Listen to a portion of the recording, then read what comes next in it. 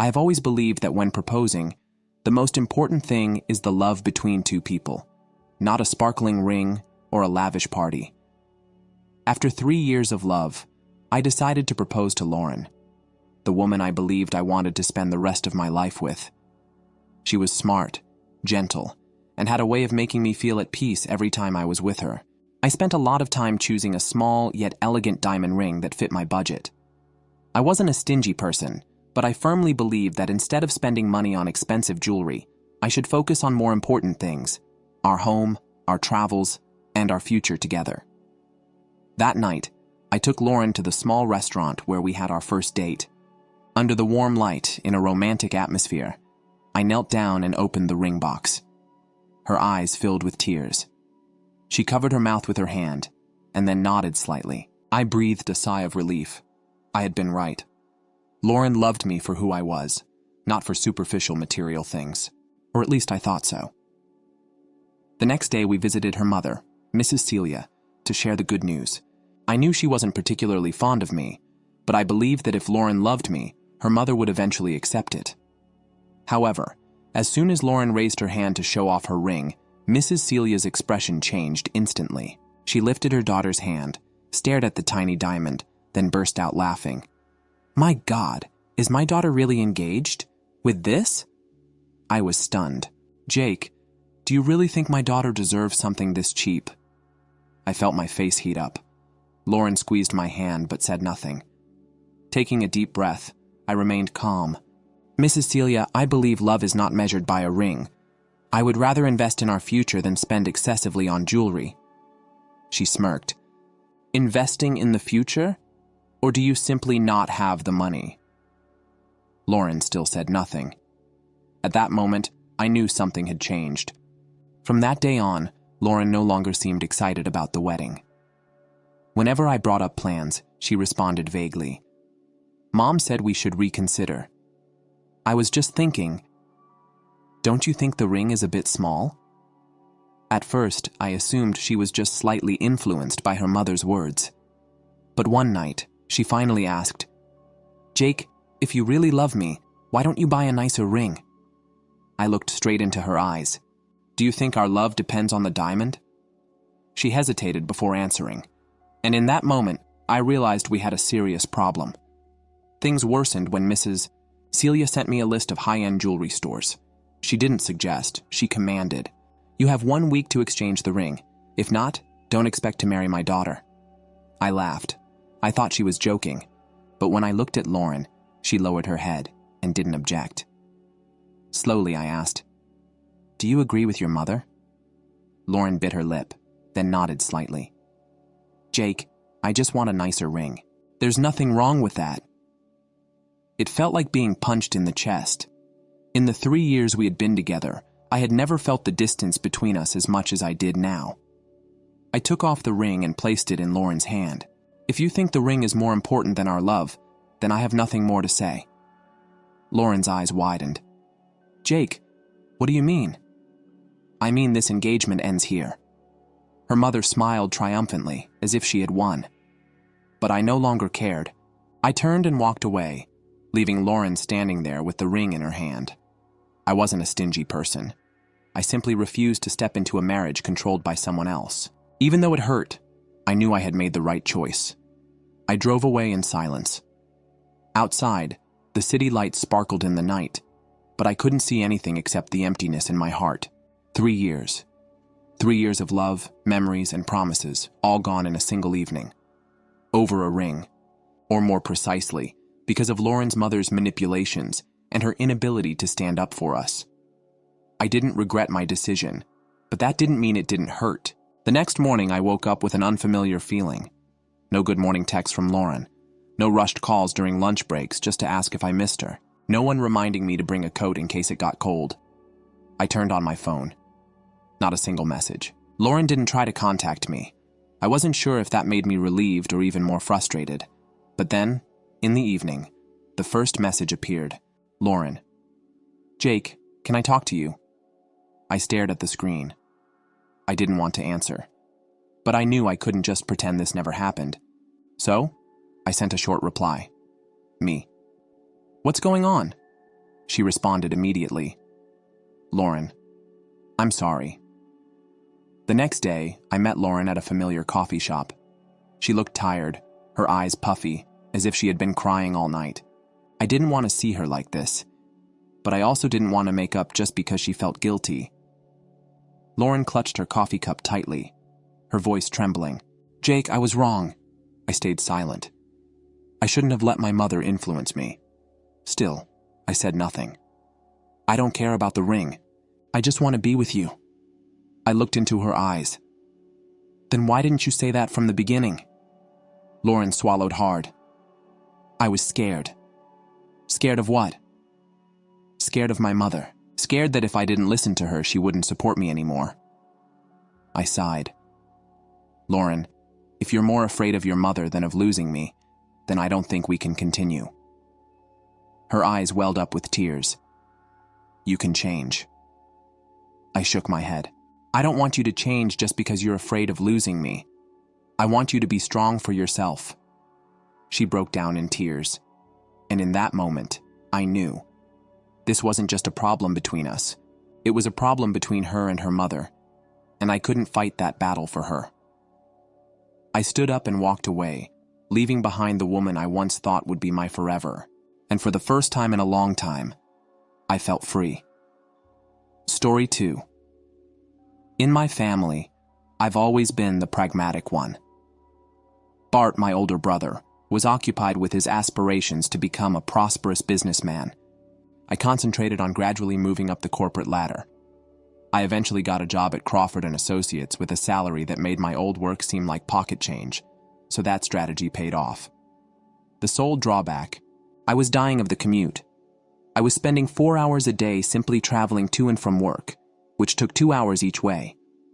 I realized I needed to locate a location nearer to the office after going through this misery for 2 weeks. I attended a customary family meal at my parents' place on Saturday. Dad was reading the newspaper in his favorite recliner, while Mom was in the kitchen, cooking something that smelled wonderful. Our Saturday meal felt like it had been every other Saturday since I was a child. "Honey, how is your new work going?" Mom put a hot dish on the table and asked. I said, "Actually really good," as I assisted her in setting the table. "The commute is the only issue. I want to rent a new apartment that is nearer to my place of employment." At that moment, I saw my parents exchange one of those glances they had mastered over the course of their 30 years of marriage. Mom sat down after wiping her hands on her apron. She remarked, "You know, Amber, we may be able to help you. Do you recall Grandma Helen's previous apartment? The one I got from my parents? It's only a 5-minute walk from your new workplace, and our tenants just left last week." I almost dropped the fork in my hand. I recalled that flat, of course. When Grandma Helen was still living, I had spent many a weekend there as a child. Grandma liked to plant her favorite petunias on the modest balcony of her comfortable 2-bedroom home in a quiet area. It had large windows. What would the rent be? Trying not to come across as overly eager, I asked. My eyes widened as Mom named a figure. It was almost 1.5 times lower than the going rate in that region. She smiled and continued, "Of course we'd give you a family discount." "I'll accept it." Without even attempting to bargain, I said right away. The pricing was outstanding, and the location was ideal. When Dad finally looked up from his newspaper, he replied, "That's settled then. Have you heard about your brother's most recent accomplishment?" For his courier business, he just acquired 3 new corporate clients. He's succeeding greatly in the delivery industry. Suddenly, they were talking about their favorite subject, Bart's accomplishment. As my parents spoke about their son's success as an entrepreneur, I sat there moving food about my plate and nodding occasionally. This was always the case. Bart was the risk-taker, the ideal child, and the one with great dreams. I was just Amber, really. The day of the move went by unexpectedly quickly. The biggest surprise was when I carried the first box into Grandma Helen's apartment. Let's just say that the house wasn't exactly a home to the prior renter. The old wallpaper that covered the walls was flaking at the edges. The ceiling was covered with unexplained stains, and the sole furniture was an old sofa that appeared to have withstood many conflicts. That night, I sat cross-legged on that ancient sofa and called my mother, the only spot in the whole flat to sit. "Would you mind if I made some improvements, Mom?" She sounded preoccupied. most likely watching one of her culinary programs. Yes, of course. Don't make it too light, honey. You are aware of my feelings on the current fad for neon hues. That made me giggle. Have you ever noticed me wearing anything other than navy blue, Mom? Believe me, neutrals and earth tones are more in accord with my thoughts. I threw myself into the internet that evening, looking through Pinterest boards and web pages about interior design. Using my vision, I made a whole mood board with warm grays, delicate beiges, and sporadic accents of deep blue. Like me, everything would be simple yet sophisticated, cozy yet well put together, I suppose. The ensuing months were a haze of remodeling and labor. After returning home from work, I would put on my old clothes and start working. The wallpaper removal came first. One more coat is seldom just one more coat, as I discovered when I looked at the painting. Shopping for furniture became my new weekend pastime. I would measure areas, compare costs, and test couches for hours in stores. I gradually constructed a cozy gray sofa for my house that was ideal for movie evenings. A 6-person dining table made of solid wood. Everything came together with a soft area rug. After 6 months of weekends and evenings, the change was completed. I was so proud of my completed apartment that I nearly started crying as I looked about. When my mother arrived to view the completed project, I had completed this. I felt anxious. She took her time going around each room, scrutinizing the newly installed kitchen worktops, the thoughtfully selected light fixtures, and the bedroom's delicately patterned wallpaper. When she finally turned to me, she said, "Amber, this is impressive. I almost tripped." When it came to me in particular, Mom wasn't exactly generous with her praise. However, there she was, really pleased and grinning. "Did you do all of this yourself?" She pointed around the living room as she inquired. I nodded while attempting to hide my pride. Well, YouTube videos were quite helpful. She remarked, "It's beautiful," and then did something she hadn't done in a long time. She offered me a genuine embrace instead of the hurried, required one she typically gave me during family get-togethers. I was absolutely bursting with enthusiasm as I made my way to another family meal 2 weeks later. At work, I was promoted to senior account manager with a handsome pay increase and given my own team to supervise. I was eager to break the news. During a pause in the talk, I remarked, "Mom, Dad, I have some positive news. At work, I received a promotion." Mom didn't even look up from her dish. "That's lovely, my love." Her voice trailed off as she turned to face her father. "Has Bart gotten back to you today?" The actual dinner talk began at that point. My brother's courier business was in peril, it turned out. A larger rival has arrived in the area. Some national chain that offers cheaper costs and sophisticated tracking tools. Bart's customers were leaping off a sinking ship more quickly than rats, Dad said, setting his meal aside. "We're going to help him. We've made the decision to borrow money. On my own, I almost choked on my water. Look, perhaps this is a chance after all. Perhaps it's time to try something different if he can't compete with this larger corporation. Instead, than pouring good money after bad, it could be preferable to start over."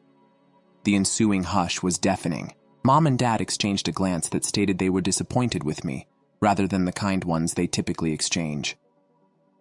"Once more, Amber, you have no business acumen." "At last," Dad remarked, turning his voice. "You've always kept your office jobs to a minimum. Your brother owns his own business. He takes chances." Mom firmly stated, "Family always helps family. We do that."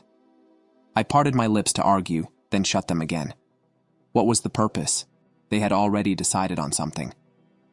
They would still be more worried about Bart's arrival, even if I told them I had found a cure for cancer.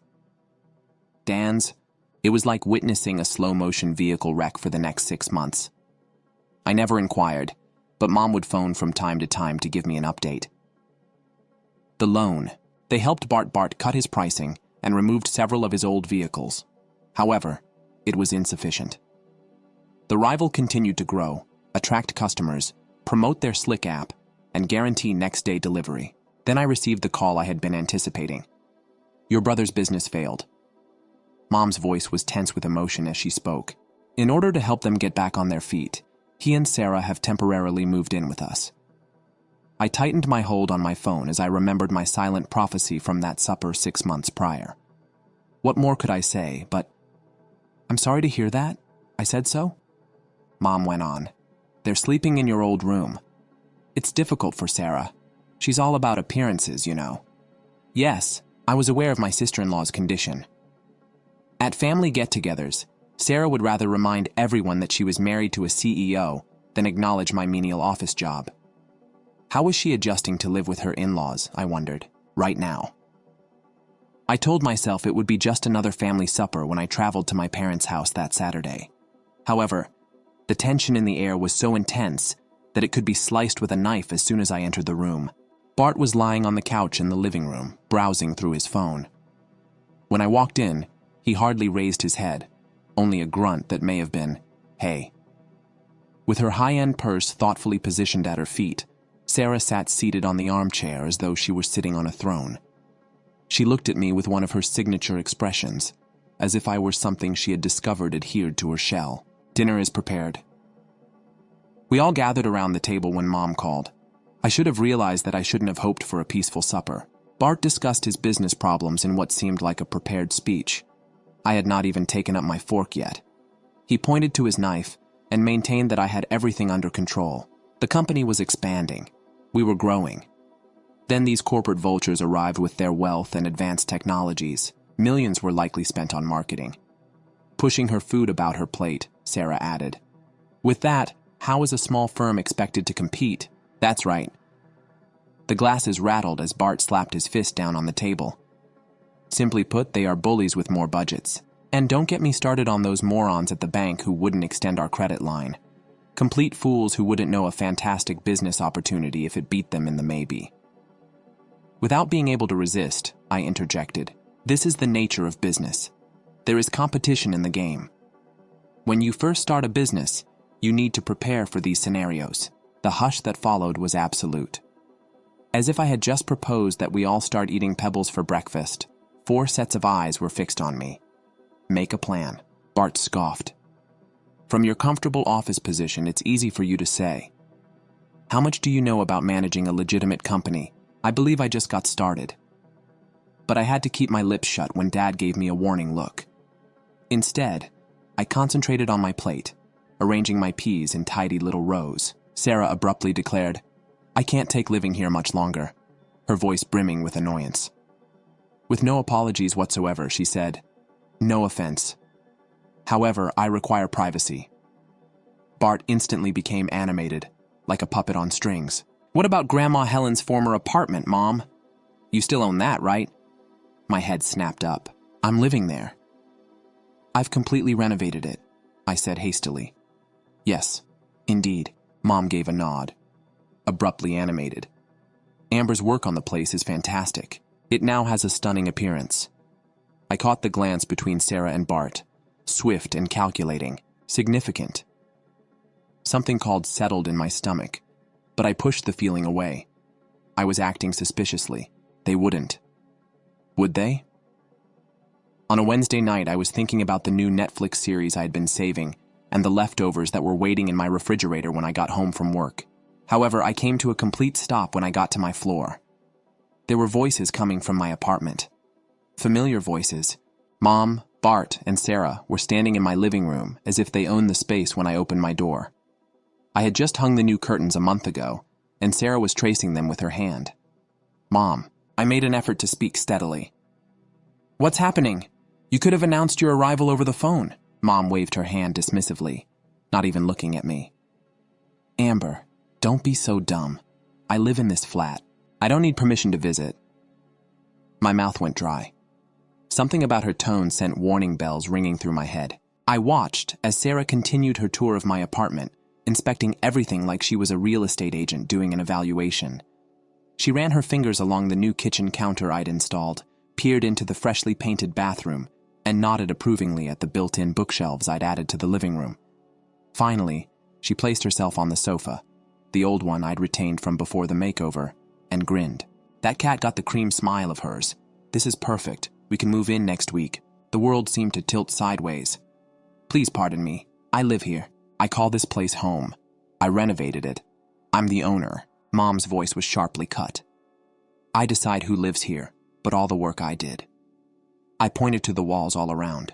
After putting in countless hours of work, I painted the floors I had refinished. I transformed this apartment.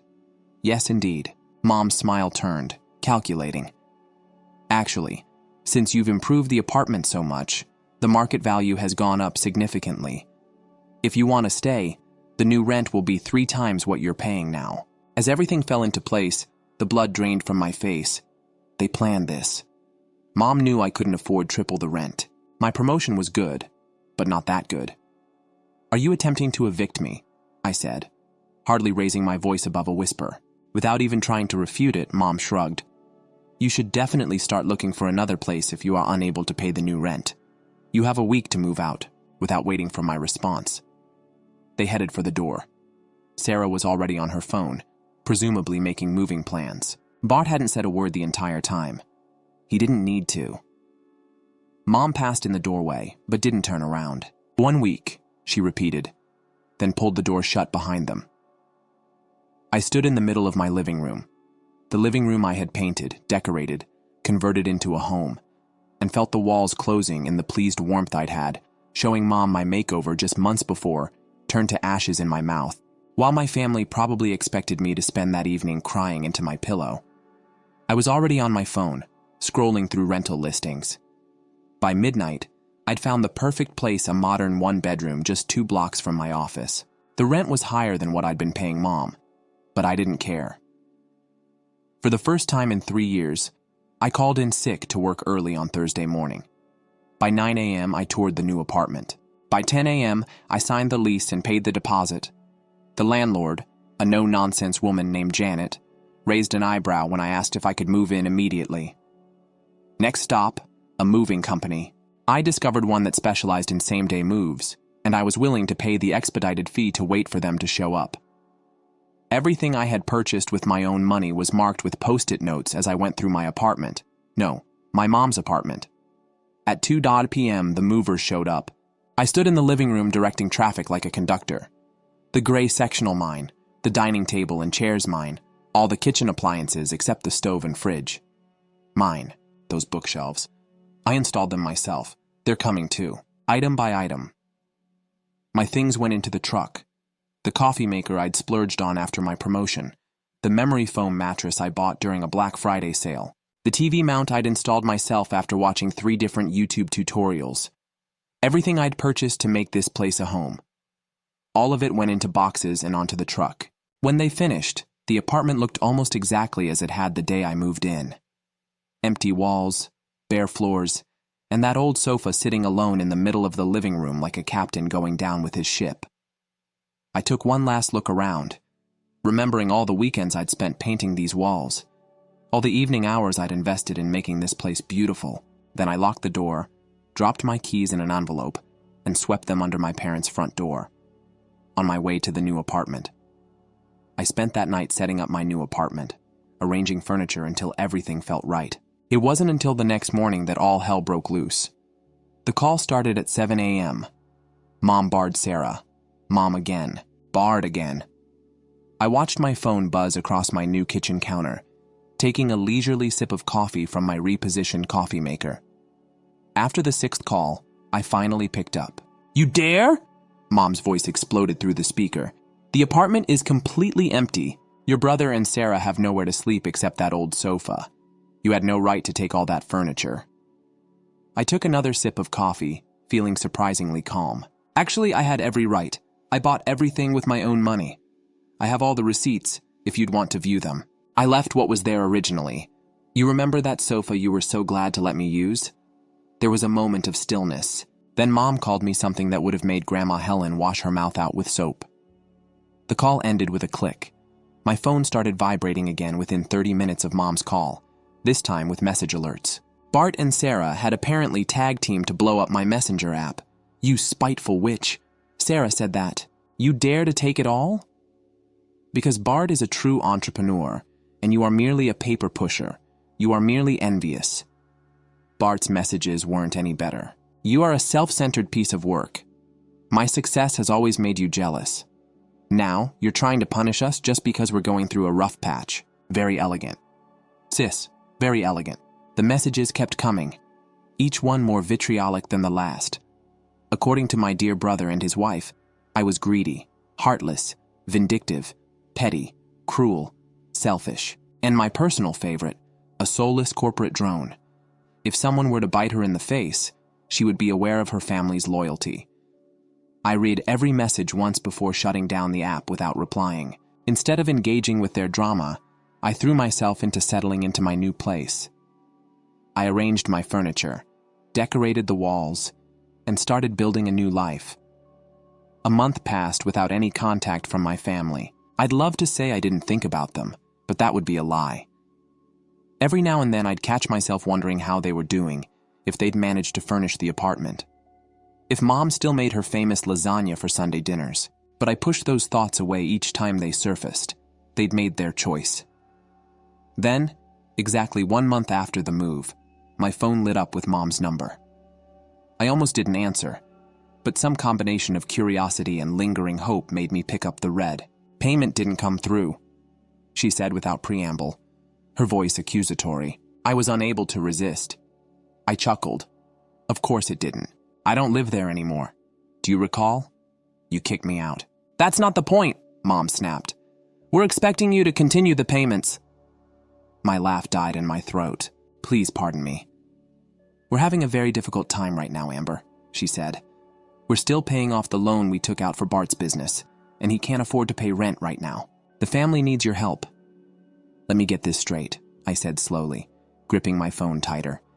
"You kicked me out of the apartment so Bart and Sarah could move in, and now you want me to keep paying rent for an apartment I'm not living in, just so they can live there for free." "Family helps family," Mom said, as if that explained everything. "You know, we're struggling with the loan payments, and Bart's still trying to get back on his feet." That phrase again. How many times had I heard it over the years?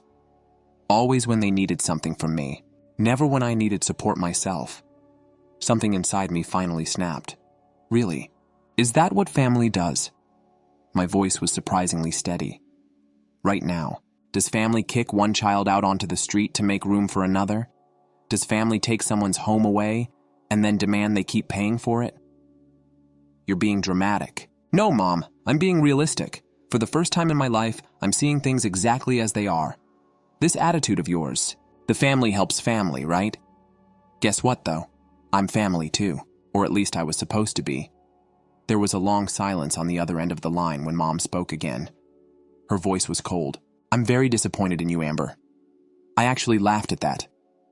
Funny, I was just about to say the same thing to you. I ended the call and immediately blocked her number. Then, in quick succession, I blocked Dad's number, Bart and Sarah's. I opened every messaging app on my phone and blocked them there too, for good measure. I went through all my social media accounts and blocked them as well. It felt like cutting off a limb, but somehow I was finally able to breathe. Weeks passed, then months through the family grapevine. Mainly my cousin Rachel, who'd always been decent to me. I heard bits and pieces about what was happening. Bart had apparently come up with another brilliant business idea. Something about artisanal pet food delivery, or maybe it was organic food subscription boxes. Rachel wasn't quite sure. My parents were making the rounds asking various relatives for startup money. Most of them had enough sense to refuse. Only Uncle Derek, notorious for charging interest rates that would make a loan shark blush, offered to help. Even my parents weren't desperate enough to take him up on that offer. The last thing I heard was that they were considering taking out another loan to fund Bart's latest venture. Rachel told me this over coffee one Saturday, watching me carefully for my reaction. "What do you think about that?" she inquired. I start my latte considering the question. 6 months ago, I would have been worried sick. 3 months ago, I would have been angry. Now, not my circus, not my monkeys. I said, and was surprised to find I meant it. Rachel grinned. "You seem different," she said. "Happier." I thought about my new apartment, decorated exactly how I wanted it. About my recent promotion at work, the one I'd celebrated with my team instead of my family. About the cooking classes I'd started taking on weekends, something I'd always wanted to do but never had time for, when I was renovating the old apartment. "I am," I replied. "I really am." Later that evening, I sat on my couch in my apartment with a glass of wine, thinking about everything that had happened. Mom's words echoed in my head one last time. Family helps. Family. They were right about one thing. Family should help. Family. But somewhere along the way, they'd forgotten that help should go both ways. That love should be unconditional. That family means supporting each other's growth, not enabling each other's failures. I took another sip of wine and smiled. I had better things to do than try to fix people who didn't want to be fixed. Much better things indeed. Story 3. I'm Lila, and I recently received my high school diploma. Along with my parents, Sarah and David Mitchell, I reside in a modest 2-story home in Pennsylvania. My elder brother Jake is also there, albeit he relocated to a nearby city a few years ago. He has always been our family's golden child and is currently 25 years old, 7 years older than myself. As a child, I saw how my parents would go out of their way to fulfill Jake's every want if he even had the least interest in something. They seized the opportunity to stand behind him. Hockey. They purchased the priciest equipment for him, including skating, a specially designed board, the best art supplies, and sketching equipment. The fact that he would become bored and move on to something else after a few months didn't matter. His next expedition was usually financed by them. One Christmas in particular truly stayed with me. Jake's birthday is 1 week before Christmas, and my parents got him this really expensive gaming machine for his 16th birthday, which he had been raving about constantly. It must have been quite expensive for them. All I received on Christmas morning was a card with the words, "Merry Christmas." They claimed to have ran out of funds. It was pretty much always like that.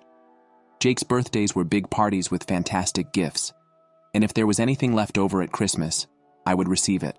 My birthdays were never a big deal to my parents. A little cake, some school supplies, or even a new clothing. That was all. Nothing remarkable, no festivities, no parties. Just a few days after my graduation, they sat me down in our living room last week, which really confused me. Layla, smoothing her shirt as she usually does when she wants to look relaxed, Mom said, "We've been thinking that your upcoming 18th birthday is a significant occasion. We wish to host a formal celebration for you." My coffee almost suffocated me. "A gathering?" I inquired. "Yes." I must have misheard. Dad seemed extremely excited as he nodded. "Yes, dear. The entire family will be invited. Make it a true festivity." I tried to figure out what the catch was as I sat there looking at them both. My folks aren't the kind to abruptly alter their behavior without cause. There was a problem. I sensed it in my stomach. "Why now?" I asked, attempting to avoid seeming suspicious. "Have you never wished to host a party for me before?" "You're graduating from high school then." Mom waved her hand dismissively, saying, "I'm going to college soon. Now it's different. You are maturing into an adult." Slowly I nodded, but something seemed off. Their behavior and their unexpected desire to celebrate my birthday, I couldn't pinpoint the particular issue, but it was all too convenient. In fact, I began to look forward to the party over the course of the following several days. Perhaps I had been too hasty to assess my parents' motivations. That made sense after all. I had recently graduated with honors, was about to start college, and was turning 18. Maybe they had finally come to the conclusion that I should also be acknowledged. I kept hearing my mother on the phone, discussing party plans in low voices. She was organizing decor, creating a guest list, and purchasing a nice cake from the neighborhood bakery. Dad appeared remarkably committed to tidying up the backyard and repairing the swaying patio furniture that he had been neglecting for months. "Are you in need of assistance?" One afternoon, I found Mom in the kitchen with notes on the party preparations. Shuffling some papers together, she jumped a little. "No, dear. This is supposed to be a surprise. Just concentrate on having a great day." I took an apple from the fruit dish and shrugged. "All okay if you're certain. By the way, will Jake be there?" "He is, of course." Mom answered, but there was a strange tone in her voice. He would not miss the special day of his younger sister. Jake hadn't texted me back in the last week, and I wanted to believe her. Jake is a typical person who is constantly too preoccupied with his own life to give a damn about other people's. I heard my parents conversing in the kitchen 2 days before to the party as I was going downstairs for a glass of water. At the top of the stairs, I would not typically eavesdrop, but something in Dad's tone caused me to hesitate. "Are you certain that everything will go according to plan, David?" Mom spoke tensely. These things are very important to your mother. I went cold. It was Grandma Eleanor. She seldom came to see us. She resided in Massachusetts. It has been nearly 2 years since I last saw her. We must sort this out, Sarah, Dad answered quickly. We have to show Mom that we're trying to help Layla. She gets upset about the way we treat the children, as you are aware. Yes, I am aware. We can't afford to annoy her at the moment because she is constantly complaining about how much we like Jake. The only thing keeping us afloat is the money she gave us last year, if she chooses not to assist us. They lowered their voices, but I could hear plenty. Suddenly everything made sense. Everything from the elaborate party planning to the unexpected interest in my birthday. This has nothing to do with me. The goal here was to win over Grandma Eleanor. With disappointment hard in my throat, I slowed down to sit on the top. My parents had never been like Grandma Eleanor.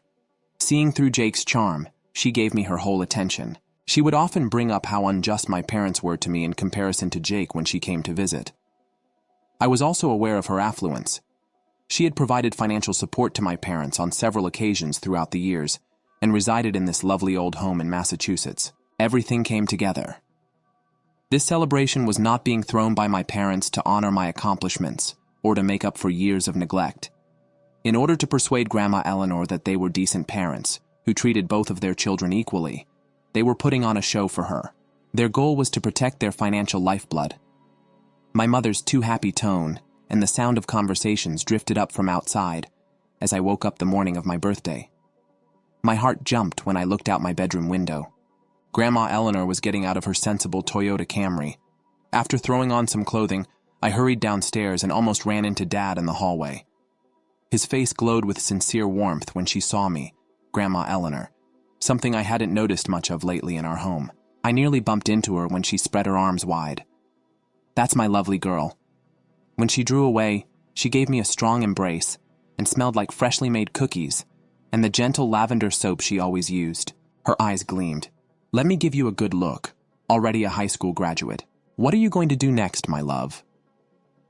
Mom had already set up the furnishings in the living room, so it looked like it belonged in a home decor magazine when we moved in. My parents sat anxiously on the edge of their chairs, while I sat on the sofa close to Grandma. I began attempting to avoid my mother's keen gaze, though.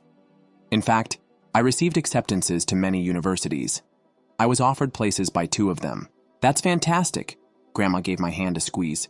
Describe them to me. As I told that the public institution had granted me a full scholarship, I saw my parents nod in agreement. Barrington College comes next. Knowing that my parents believed this choice was out of the question, I hesitated. Despite being a very prominent private institution, the annual fee is around $25,000. With a little grin on her lips, Grandma Elena gave a contemplative nod. Although she remained silent, I could see by the look on her face that she was already making plans of her own. As the visitors came, the doorbell began to ring. My cousins, Marie, Uncle Bob, and a few family friends came next. While Dad tended to the grill in the backyard, Mom bustled about being the ideal hostess. Jake, however, was conspicuously missing. I made 3 attempts to call him, but each time the call went straight to voicemail. My mother told me he was busy with his auto parts business, but would undoubtedly find time to congratulate me later when I inquired about him. By mid-afternoon, the celebration was in full flow. The sound of grilled food and the conversation of friends, family, and relatives filled the backyard. I made an effort to have fun, but I couldn't get rid of my parents' strange atmosphere. Like nervous satellites, they continued to hover about Grandma Illinois, ensuring sure her plate was never empty and her glass was always filled. Grandma Eleanor abruptly got up and tapped her fork on her glass as I was eating a slice of birthday cake. Everyone turned to stare at her, and the commotion subsided. I want to say something, she said, her voice echoing around the yard. In addition to Lila's 18th birthday, we are also commemorating her college admission today. She gave me a kind grin. I've seen you blossom into a remarkable young lady, Lila, my dear. She took a thoughtful pause, unlike others. You've never taken anything for granted and have always put forth a lot of effort. My parents moved in their seats uneasily. Mom was nervously tearing up a paper napkin, and I could see it. Grandma went on. I could see how much you wanted to go to Brandon College, even though you thought it was out of reach, when you informed me that you had been accepted. An envelope was taken out of her handbag by her hand. "I choose to offer you a unique present because of this." She came up and gave the envelope to me. When I opened it, my hands were trembling. There was a check inside. I believed I was seeing things incorrectly when I saw the amount. I glanced again and blinked. $100,000. Grandma told the astonished audience. Enough to pay for Brandon College tuition. After around 3 seconds of stillness, there was an uproar. With one gulp, Maria may have taken in half the oxygen in the yard. Uncle Bob began to clap, and soon everyone was following suit. My cousins cheered and whooped. I sat there looking at the check while my eyes continued to well up with tears. It was more than simply money. It was liberty, the chance, an opportunity to attend my ideal university without being deeply indebted. I gasped out, getting up to give Grandma a hug. "It's unbelievable. Many thanks." I caught a glimpse of my folks out of the corner of my eye. They did not clap. Dad looked like he had been struck by a brick, and Mom's face had become pale. With their heads close together and intermittent looks at the check in my hands, they were speaking to one another. Grandma Eleanor and I spoke for the majority of the evening. She shared her college experiences with me and offered me tips on how to live on campus. Someone in my family seemed really thrilled about my future for the first time. As darkness approached, the visitors gradually left, leaving behind half-full cups and empty plates. Grandma Eleanor said she was too exhausted to travel home, so she chose to stay the night. Thankful for a few extra hours with her, I assisted her in setting up in our guest room. Grandma gave me a big embrace and said she would contact me soon to help me with my college planning after we had a quick breakfast the next morning. Still barely believing what had transpired, I watched her car go away down the street. It was not until that night when Jake arrived. He appeared to have been living on lemons as he entered without knocking. His pricey designer clothing were crumpled, and his eyes were darkened by black circles. "Happy birthday, sis," he said, avoiding eye contact. Mel gave Mel Card a hug. "It's hardly even a token present." I was left standing in the hallway that night as he made his way directly to the kitchen, where our parents were. You could cut the mood around the dinner table with a knife because it was that thick. Jake was fiddling with his phone while slumped in his chair across from me. Before he spoke, Dad cleared his throat many times. "We need to have a serious family conversation, Lila, honey." He started to put his fork down. "Your sibling has been experiencing a lot of hardship. His company that sells vehicle components. As it happens, things haven't gone according to plan." Jake's face was drawn when he abruptly looked up from his phone. He said, "The banks are breathing down my neck. When the market plummeted, I took out some loans to grow the firm, but now they want their money back." I couldn't resist laughing. "Really? Because every picture on Instagram has a different chick when you were on vacation in Hawaii just a month ago. Don't use my social media accounts, by the way." Jake's cheeks flushed as he snapped, "You have nothing to do with that. You two need to relax." Dad cut me off. "Lila, this is a severe matter. Your brother may lose everything." My hunger gone, I pushed my plate aside. How am I involved in any of this? It was obvious that Mom and Dad had practiced this talk since they shared one of their laden stares. "Okay, my love." "Mom," she said, "Sweetheart." "Nice. Family is always helpful. Family. We've always taught you that, don't we?" As I began to realize where this was headed, my blood froze. Dad went on to say, "We believe that the money that Grandma gave you could truly help Jake get out of this predicament." I gaped at them in shock. "Do you want me to donate my college funds to Jake?" Suddenly animated, Jake added, "It makes perfect sense. I have a business. More significant than a college degree is this. That may not even be useful to you. The funds are for my schooling." I raised my voice in protest. "I got it from Grandma, especially for Brandon." "You have every right to say so," Mom retorted. "Jake needs this money now, but you can still attend college." "No." It was a clear and firm word. "I own that money. I got it from my grandmother." Their expressions changed instantly. Dad's hand clamped down like a vice around my wrist as he exploded out of his chair. I cried out in pain, but he ignored it and yanked me away from the table. "Now you'll head to your room. You'll remain there until you regain consciousness," he growled, pulling me toward the stairs.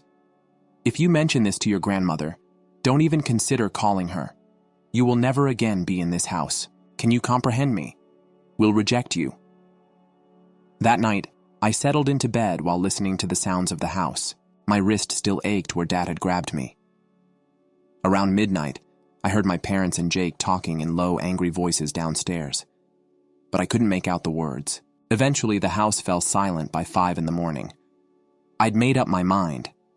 I pulled my backpack from under the bed and started packing. Documents, first birth certificate, social security card, high school diploma. My laptop went in next, then some clothes and toiletries. I checked my wallet. I had about $300 saved up for my part-time job at the library. The check from Grandma was safely tucked into a book I kept on my nightstand. I added it to my documents, double-checking that everything important was secure. Moving like a ghost, I crept down the stairs, avoiding the third step that always creeped. The house was dark and quiet, except for Dad snoring from the master bedroom. I grabbed my phone charger from the living room and some granola bars from the kitchen. The morning air was cool as I slept out the back door. I didn't look back at the train station. My phone started buzzing. Mom's face flashed on the screen. I declined the call. Then one from Jake declined. Dad declined. Messages started flooding in. You're where? Come home right now. You're being ridiculous. Think about your brother. If you don't come back immediately, you'll regret it. I turned off notifications and bought a ticket to Massachusetts. The train wouldn't leave for another hour, so I sat in the station's cafe. My rucksack clasped firmly to my chest, leaping at every sound. It was late afternoon when I finally reached Grandma Elena's place. She opened the door and her eyes shot wide with astonishment. Lila. What on earth? She ushered me inside. Your father called me this morning. He said you'd run off with some boy that you were planning to waste the college money on parties in. That's a lie. The words burst out of me. They wanted me to give the money to Jake. His business is failing. And they tried to force me to give him my college fund when I refused. Dad, I touched my wrist where the bruises were forming. They confined me in my room and threatened to disown me if I told you. Grandma's face shifted from concern to thunderous, without a word. She grabbed out her phone and phoned Dad's number, putting it on speaker. David. Indeed, Lila is here. Oh, bless God. Dad's voice crackled across the speaker. Mom, she's been acting out, making up stories. Save it. Grandma shut him off. She told me everything about Jake's failed business, about you trying to take her college fund, about you threatening her parents. She's telling lies. She's simply being theatrical. Save it, I said. Fire could have frozen in Grandma's voice. For years I've seen her prefer Jake, as you lavished him with attention while ignoring Lila. I have often assisted you financially, while also assisting you in changing. Okay, I'm finished. You may consider my financial support to have finished as of right now, and I'll be updating my will by phoning my lawyer tomorrow. Jake and you will not receive any compensation. Her expression softened as she turned to face me after hanging up.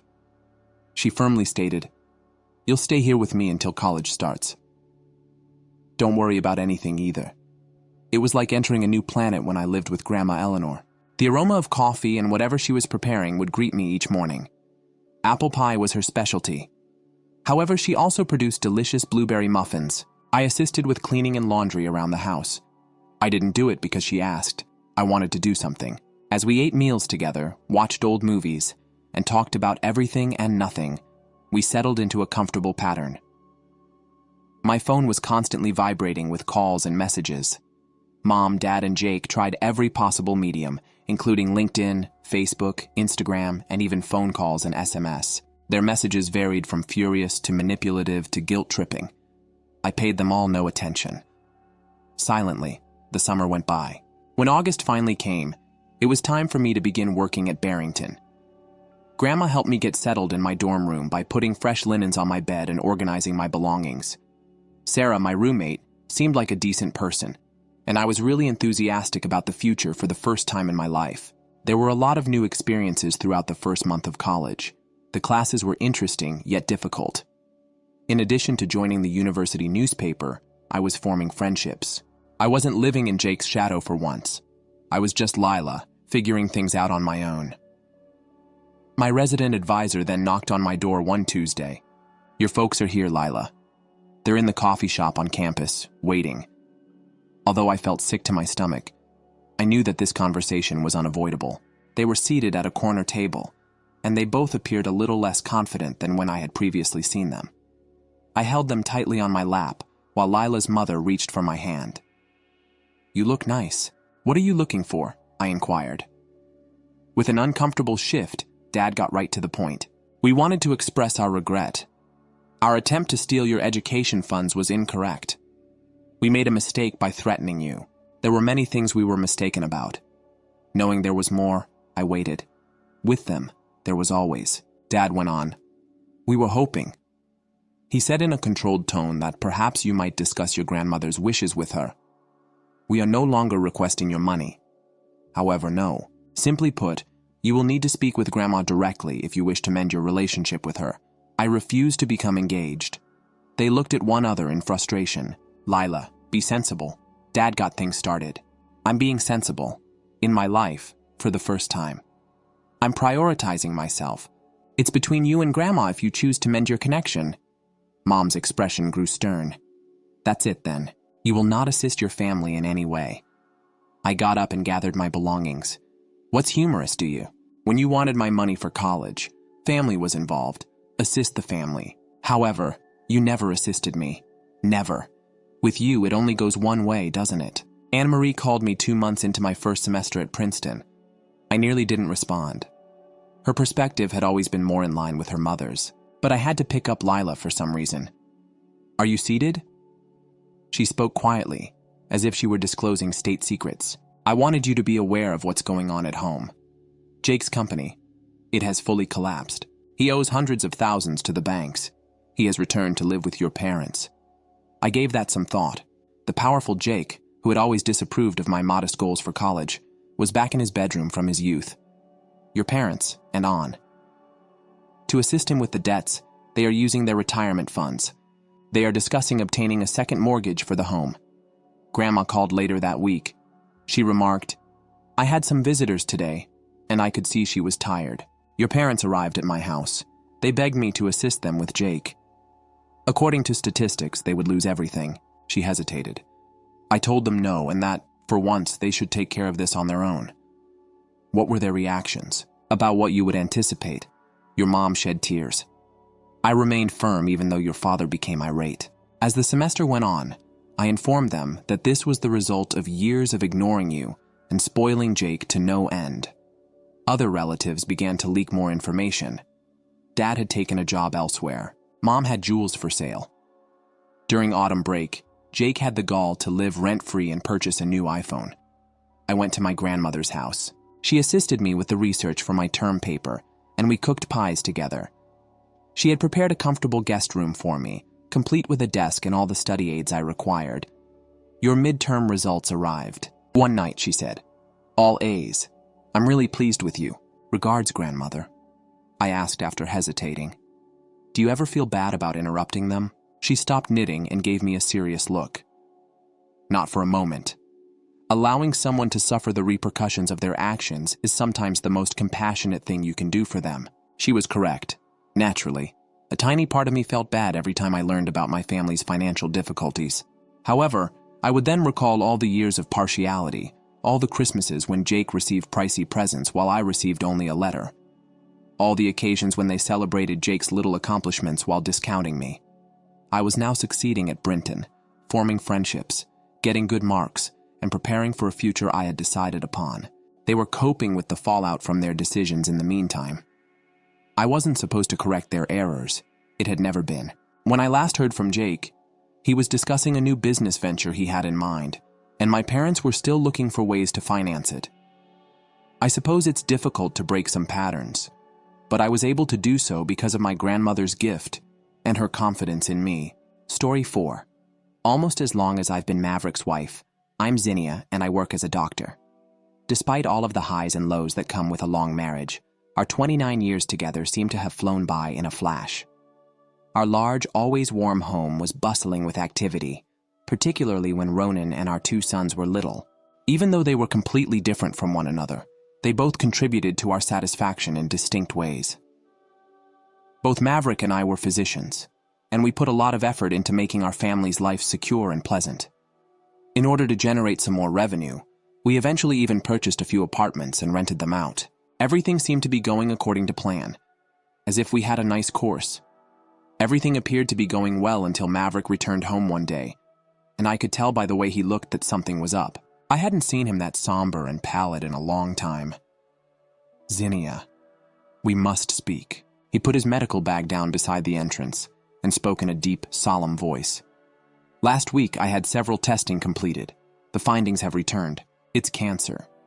Zinnia." Our lives took a radical turn after that. Following that, the months were a haze of medical appointments, therapies, and long wait times. Despite Maverick's best efforts to think, the disease showed no compassion. I could never have imagined what it would be like to see the strongest person I know gradually deteriorate, regardless of how long I had been a doctor.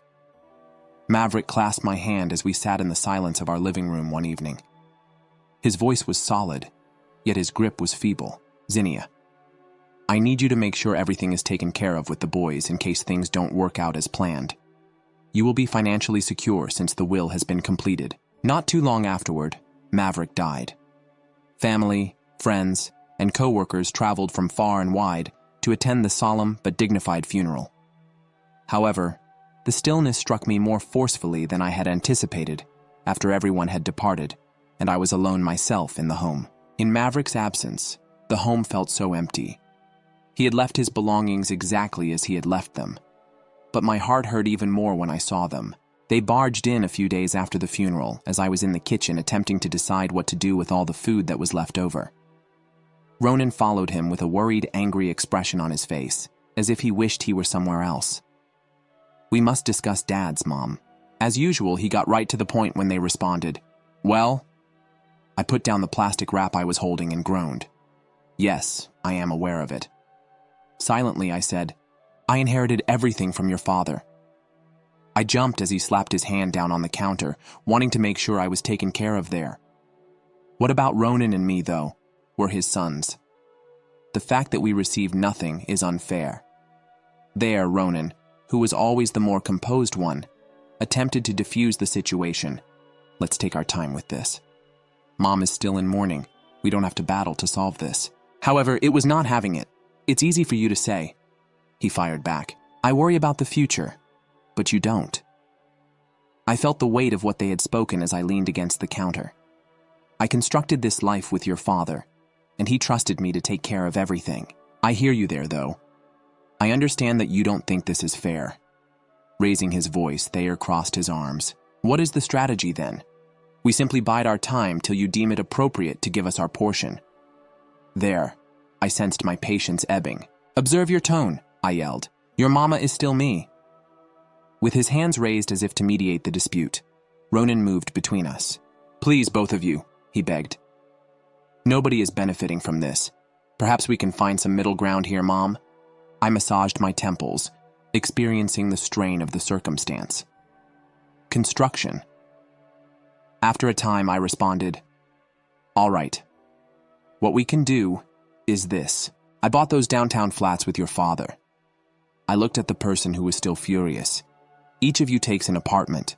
You may now reside there, or rent them out as you choose. I'll also give each of you $450,000 from the funds to help you begin anything you need."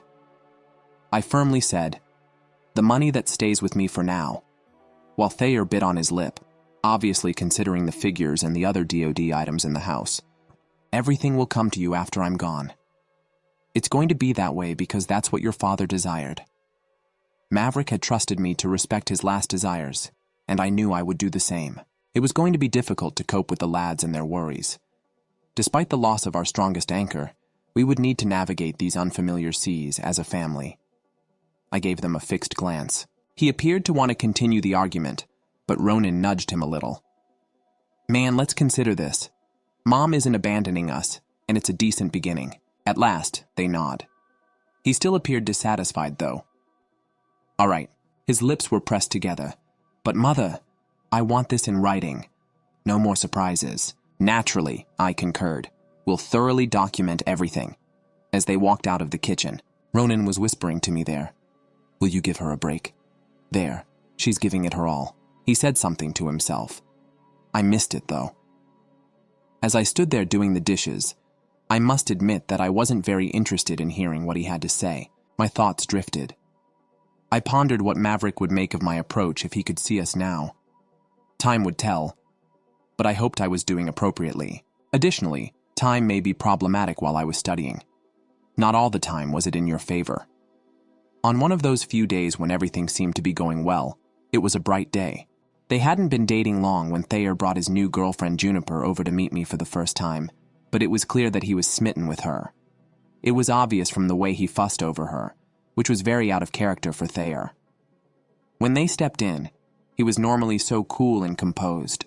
There was a certain confidence in Juniper, as if she owned the area already. She walked straight into my living room, scarcely saying hello, and was dressed to impress in pricey clothing. She looked around the room, absorbing everything. "You have a nice location here." Without waiting for me to offer her a seat, she sat down and flipped her hair back. Sitting beside her, smiling like a naive lover, was Thayer. I made an effort to grin. "I'm trying to be courteous, thank you." "Juniper, is there anything I can get you? Coffee? Tea?" "Coffee sounds delicious." Then she turned to Thayer. "Make sure it's black, darling. Steer clear of sugar." They agree and rush out to the kitchen, leaving me sitting in my living room alone myself with her. All of a sudden, I felt like a visitor. It was awkward for us to be silent until Juniper eventually said something. "That indicates to me that you're doing fairly well for yourself." As she spoke, her gaze strayed across the room's decor. "You know, I'm used to a particular standard. That's what my parents ensured." Unsure of what to say, I nodded. "I'm glad to hear that." I got a response. When he returned, Thayer gave her the coffee. She wrinkled her nose and took a sip. "It's okay." "Anyway," she added, seemingly discarding the coffee, "we've been talking about our future planning ahead, you know." "That's shrewd," I said, looking at it to get a sense of the direction of the conversation, but all he could do was smile uneasily.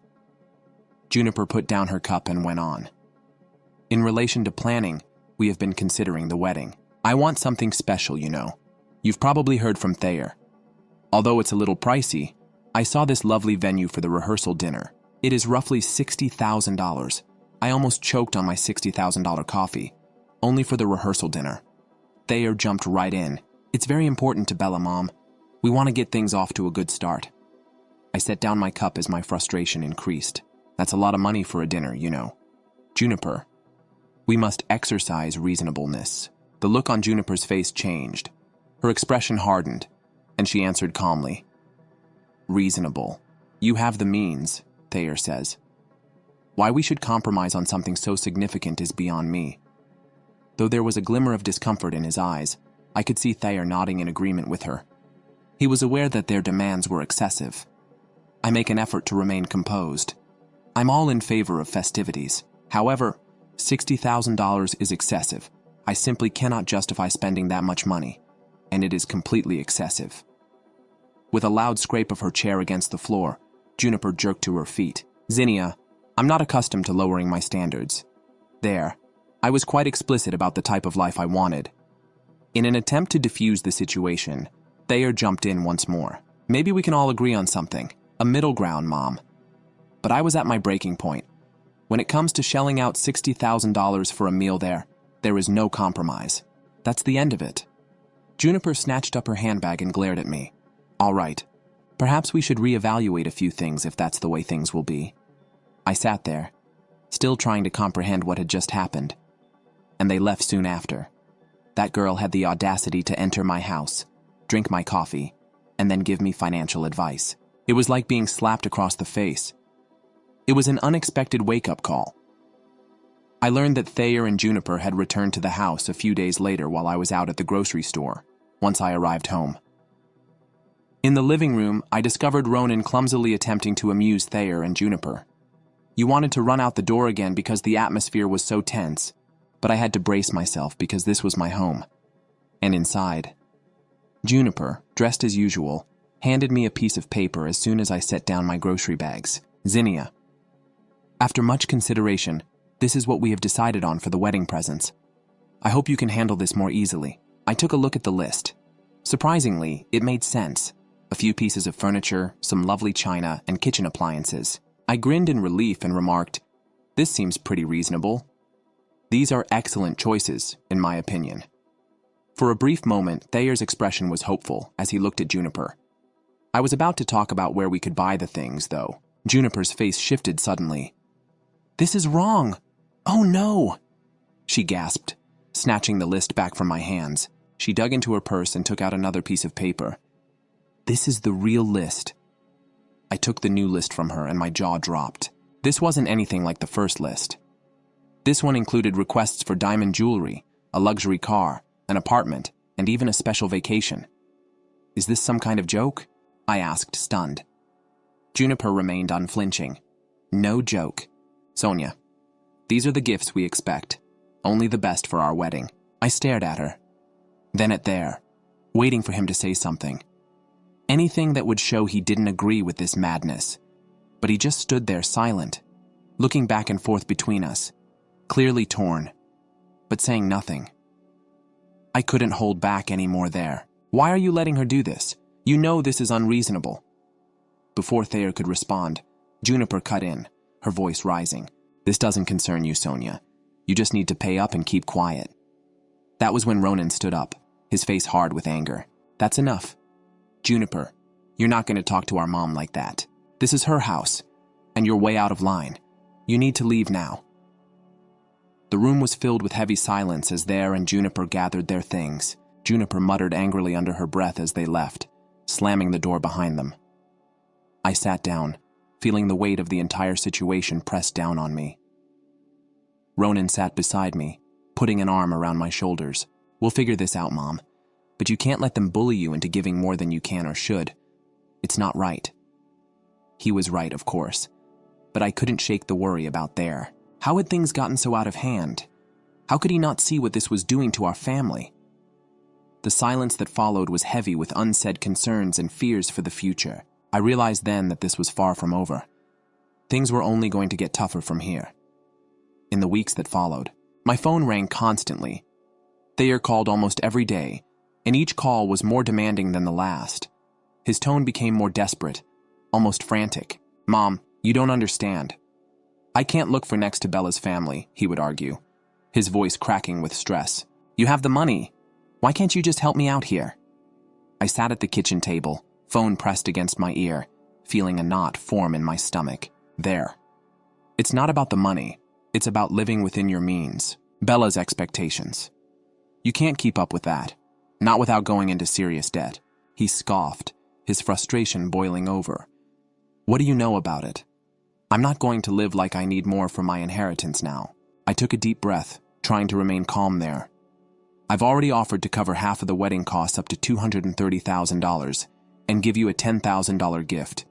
That's more than generous, but everything has to be agreed upon with me. No more surprises."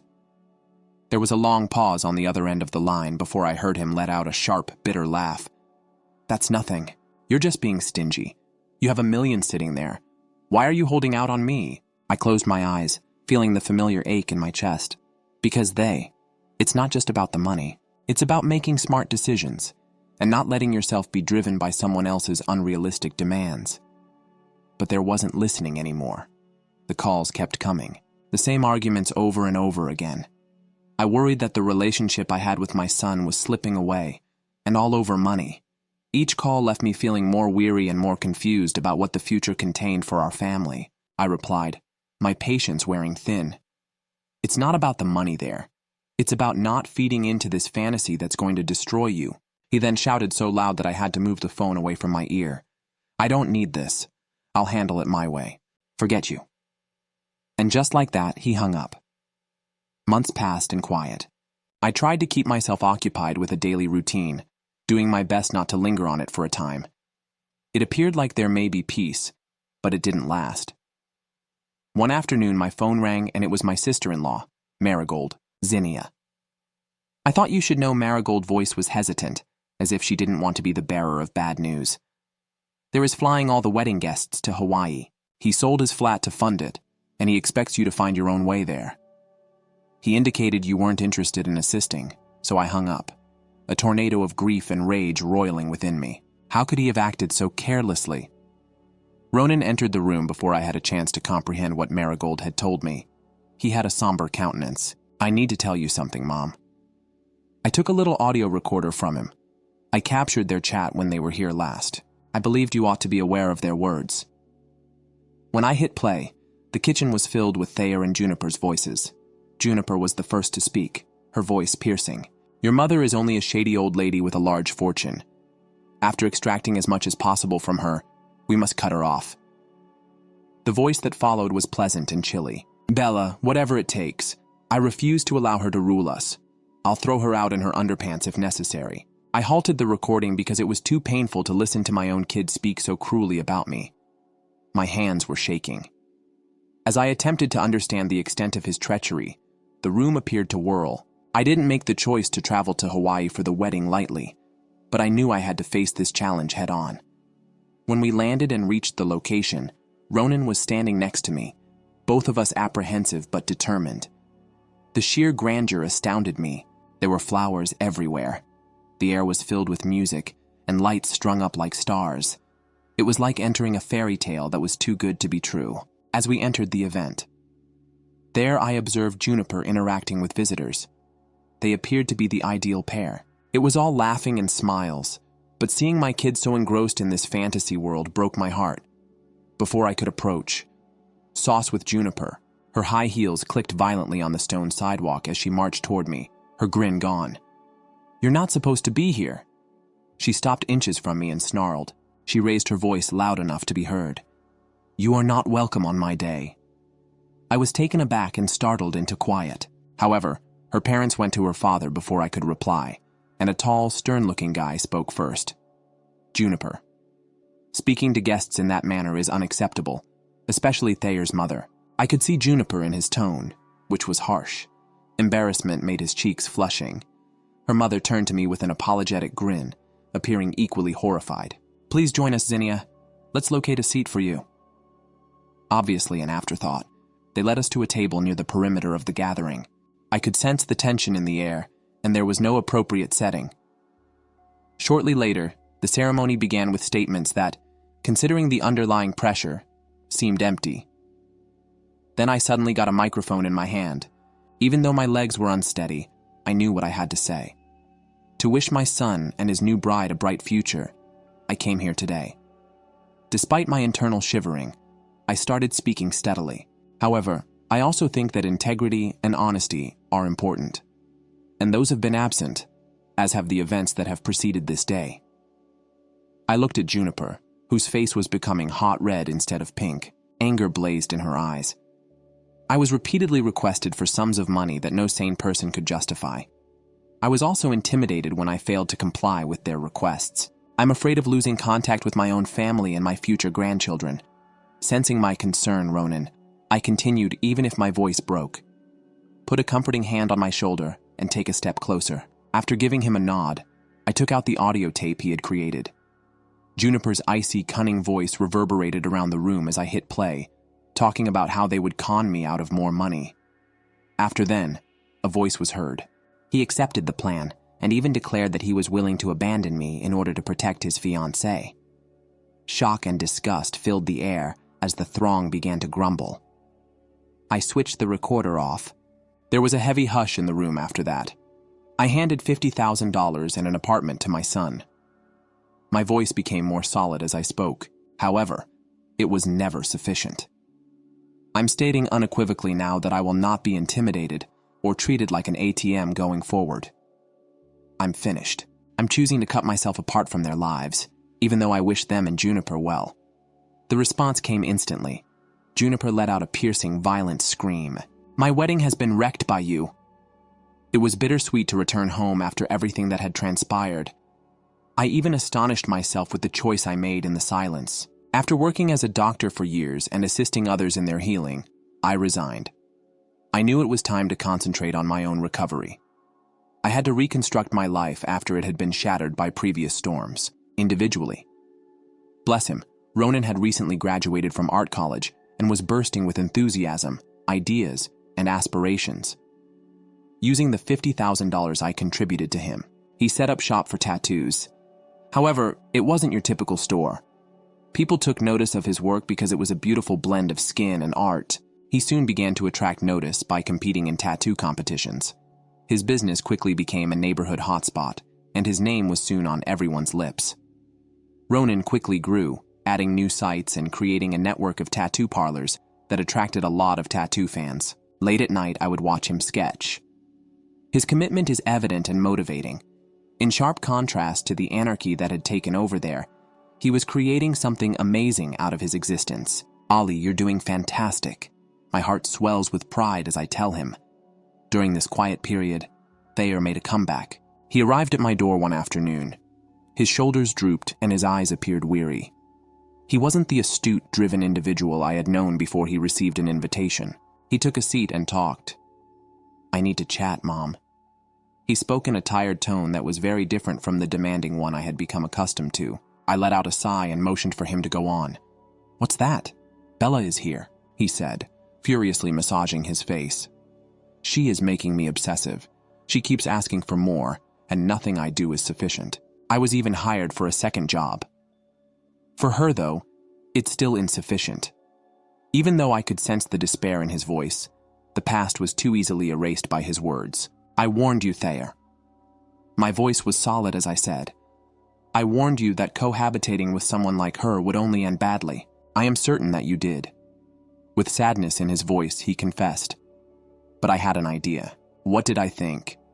After years of being frustrated that the money would just show up because you wanted it to gaze at your brother, I interjected, unable to control my tone. "He began with the same sum of money as you, and without trampling on anyone's toes, he created something." My statements made Thayer furious. "Mom, not everyone is like Ronan. The inheritance belongs to me. Should keep in mind, I'll figure it out after you're gone." The final straw was that, "Step outside!" My voice was icy and decisive as I spoke. "And don't return. You made your own decision." He remained there for a time, his jaw clenched as if he were about to argue. He slammed the door behind him as he turned and ran out. There was a heavy stillness after that, but I felt no remorse. Ronan heard the final portion of our conversation and came downstairs. "Mom, are you all right?" he inquired. His expression was one of concern. I put my arms around him and nod. "Thanks to you, I am now. Just concentrate on the good we can do and the life we can create together." I felt calm in that instant when he gave me a hug in return. We still had each other in spite of the hardships and heartaches there, and that was plenty to keep going. Calmed down once Thayer left the house. This tranquil time was the first time I had felt in years. Ronan introduced us to a unique individual. Callista was her name, and she was everything. Juniper lacked humility, kindness, and real concern. Their romance developed over the course of the weeks and months, and they soon declared their engagement. Their wedding was the exact opposite of what they had planned. Extravagant event.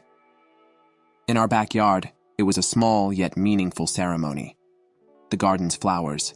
The day was made lovely by homemade decorations and a small gathering of close friends and relatives. I drew Ronan aside at the reception. "You've made a great choice." My voice was full with emotion as I spoke. He looked at me knowingly as he clasped my hand. The finest taught me. After then, life happened fast. Together with some of their savings, they utilized the proceeds from the sale of the flat I had given Ronan to purchase a comfortable small home a short distance away. We were enjoying tea in their beautiful living room, one bright day, when Callista broke some news that almost caused me to spill my drink. "Zinnia, we have twins on the way." Her eyes glowed with anticipation as she made the announcement. "Twins," I repeated, ecstatically happy. "That's fantastic news," Ronan grinned proudly. "Mom, we wanted to let you know first. We are quite joyful." "Twins," I repeated, allowing the words to fully register. I felt a fresh thrill at the prospect of being a grandma. I couldn't wait to start this new chapter in my life. There wasn't much news from Thayer. He had divorced Juniper when I last heard from him. He had to start again in another city because she had taken almost everything in the separation. The knowledge that he was out there someplace, hurting as a result of his own decisions, still ached despite everything he had done. Ronan sat next to me one evening while I was looking through old photo albums. A photo of Thayer and me from years ago caught his eye. "Is he ever in contact with you?" Gently he inquired. I gave a head shake. No. After everything, even if it pains me, I have to accept that he has chosen his own path. Ronan wrapped me in his arm. I still consider him a brother, Mom. Perhaps he'll change his mind. Perhaps, I answered, not sure if I believed it, but with those twins on the way, there was plenty to concentrate about for the time being. Ronan laughed. Yes, you will soon be the busiest grandmother in the community. The sound of our laughter filled the room with warmth. It felt like everything was finally falling into place right now with Ronan, despite the history, the errors, and the heartaches. We were and are getting on with life. With fresh aspirations and ambitions imminent,